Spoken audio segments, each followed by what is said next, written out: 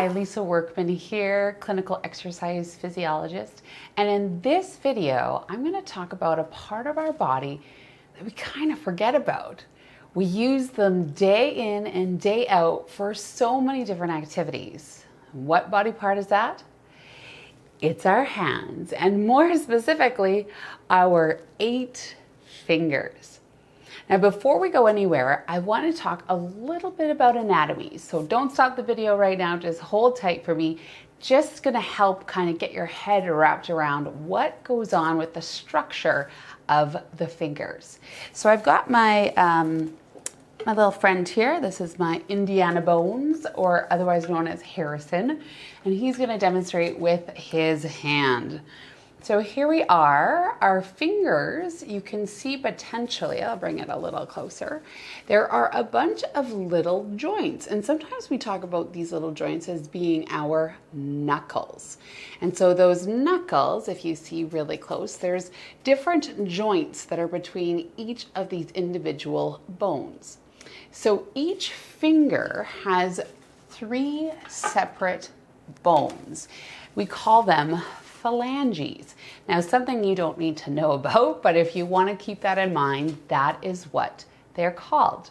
So our top phalange is relatively short. It's really kind of small, and it's just that first knuckle. Then we have our second phalange, and then our third phalange here. So there's these sort of 3 knuckles that you might think about as a finger. So in our fingers, we each have 3 bones in each of these fingers. And each of these fingers has these knuckles, which are considered joints. So in between these 2 bones, we have a joint surface, and these are our interphalangeal joints. I'll get to why you need to know that shortly, but don't remember that name if you don't need to.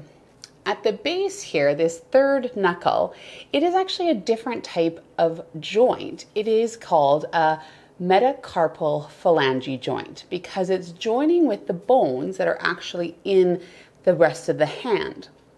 And the unique part, why we need to know these different types of joints, is because they do different joint actions. And joint actions make up our movements. So by knowing that those are different types of joints, we'll expect those joints to move differently in our hands. So interesting enough, that sort of biggest knuckle, this bottom knuckle here, this joint acts differently than these 2 joints, just simply by its setup. These lovely finger joints are all considered synovial joints, where we have articulating tissues on both ends of the bone that allow them to slide and glide.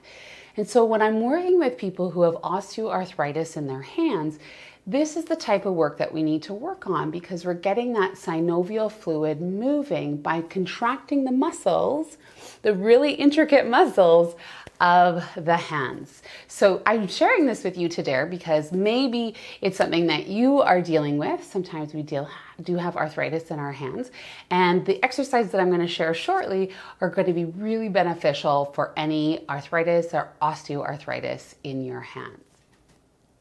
Okay, now it's time to work on the exercises. You know the anatomy, you know a little bit about how that joint moves. We're going to dive into it a little bit more and some specific exercises for these knuckle joints. So we'll start with the third bottom knuckle because it's the most diverse. It can do so many different things.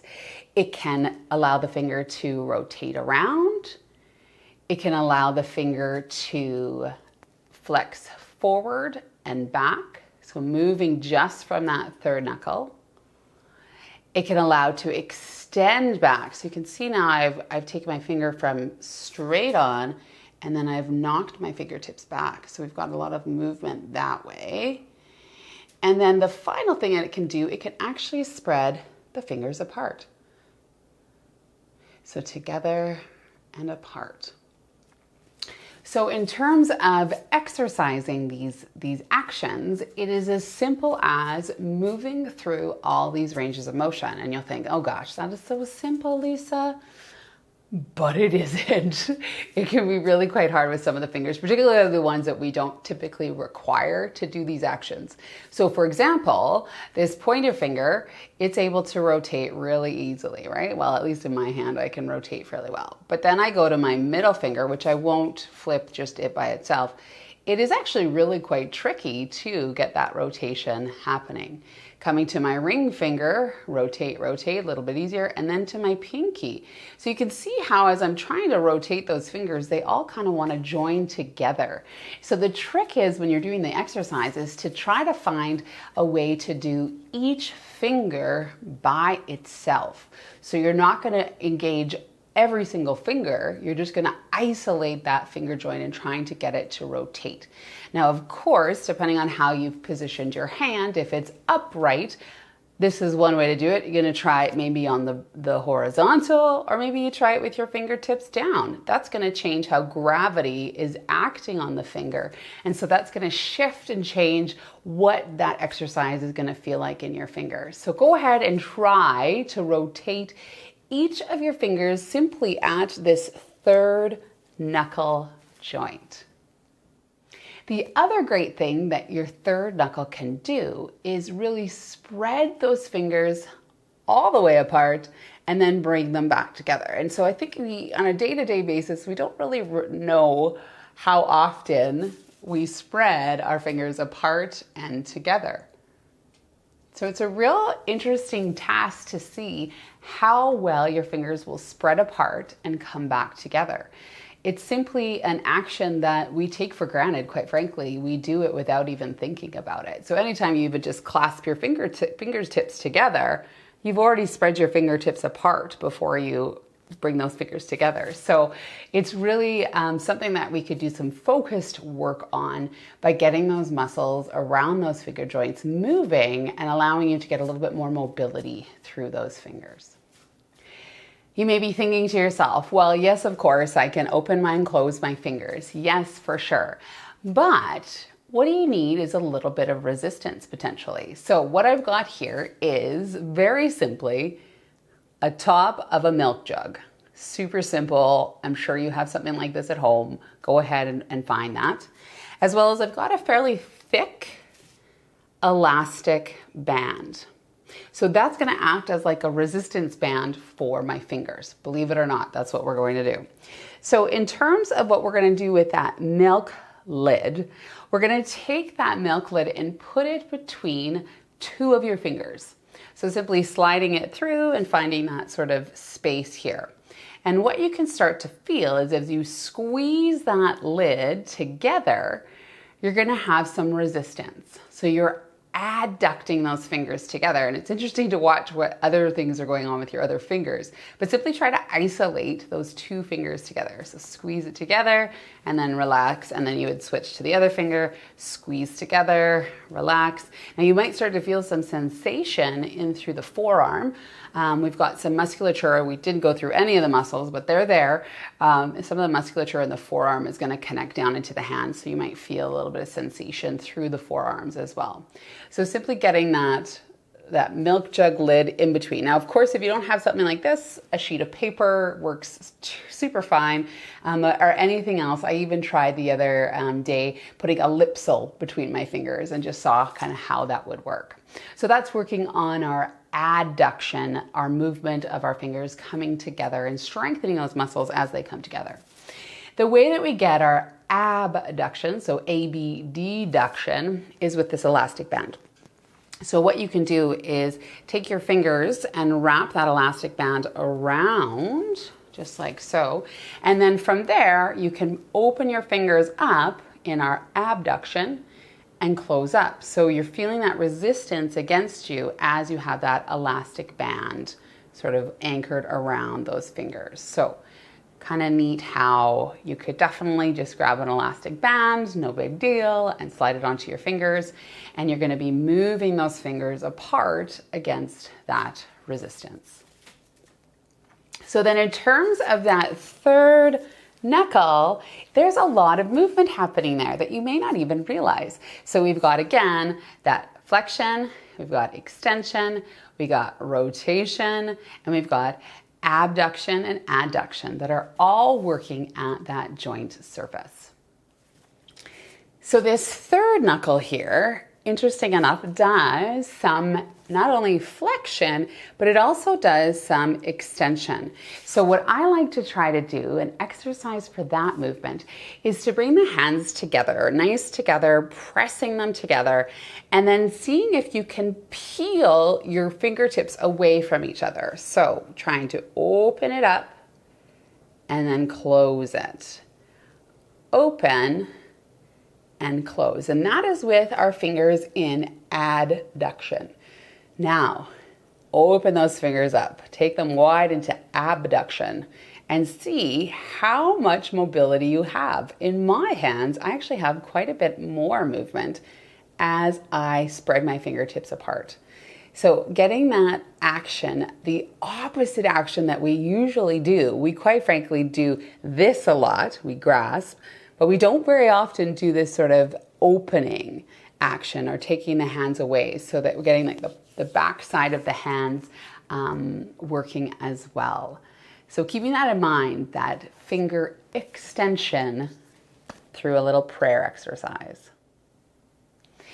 In the second and third knuckle, we have a little bit of difference. There's not as much movement, but there's a lot of movement, because if you think about your hand and you're trying to grasp something, you're getting a lot of work through all of your fingers. So there is a flexion and then there's extension. So we can take that hand and bend the knuckles and then straighten them. And so we're engaging all of them at the same time as we open and close, open and close, open and close. But interesting enough, each of those individual joints, we've already touched on the third knuckle, but the second and first knuckle can also flex and extend. So we get them in a position where that they can bend by themselves. They're the only parts of the finger that are moving, and then you straighten them again. So it's a bending action and then a straightening action. So give it a try on that second knuckle. That's probably going to be the easier of the two to isolate. And then in through that first knuckle, this is where it takes a little bit more effort. Not many people can isolate that single knuckle at the top. So you'll want to try just trying to bend both the second and the first knuckle together. So something like a grasp, bringing those fingertip pads towards the backside of the finger, you're going to find that you're going to get into this sort of like clawed position.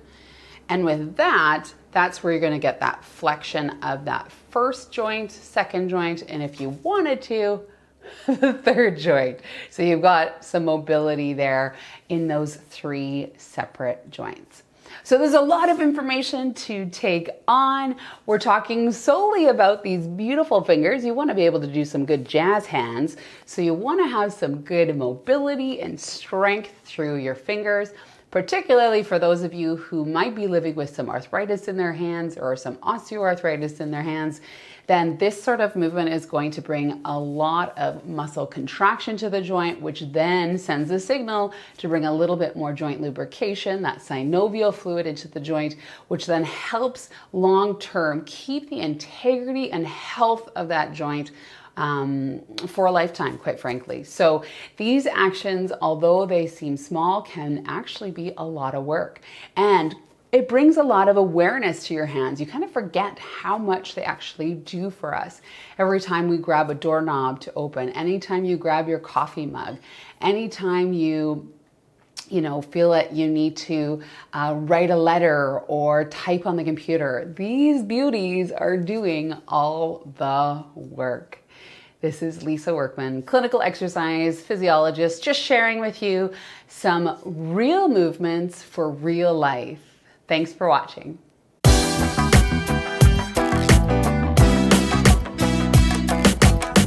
First take. So if you take a look at my fingers, I've got those top two joints. Who would have thought? I didn't think I'd be a hand model, but here we go. We've got these two joints at the top.